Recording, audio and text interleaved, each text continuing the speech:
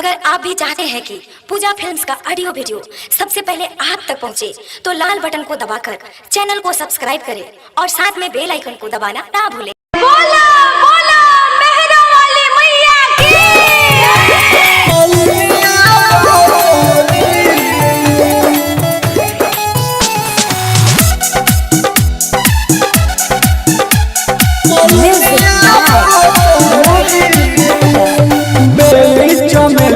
के आवे न पसंद हो, रात रानी फूल बाड़ा देवे सुगंध हो।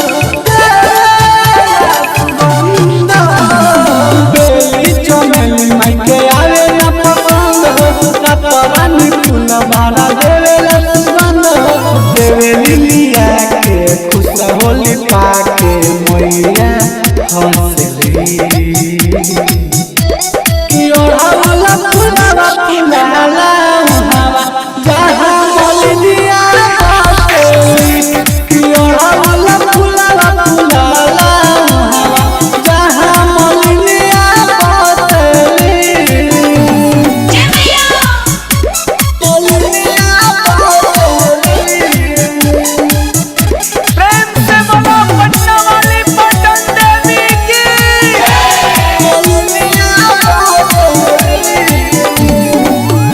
फूलाला माई के बहुत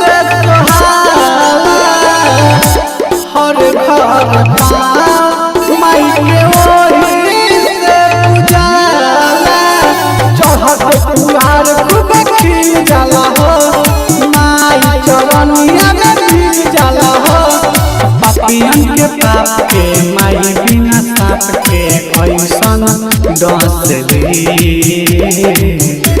कि ओढ़ावला फूलवा फूलाला जहाँ मलिनिया बसेली। कि ओढ़ावला फूलवा फूलाला जहाँ मलिनिया बसेली।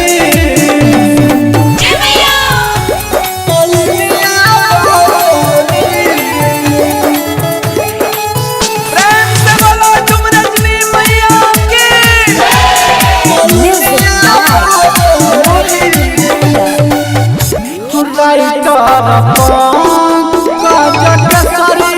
सब जानेला मिठाईला मन जीत से मनेला। राजा तो न भूल जइहा भगवती के रस में तू भूल जइहा।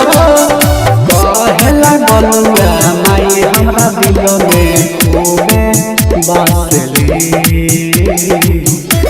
कि ओढ़ावला फूलवा फूलाला जहाँ मलिनिया बसेली। कि ओढ़ावला फूलवा फूलाला जहाँ मलिनिया बसेली। आरके रिकॉर्डिंग स्टूडियो कोटवा।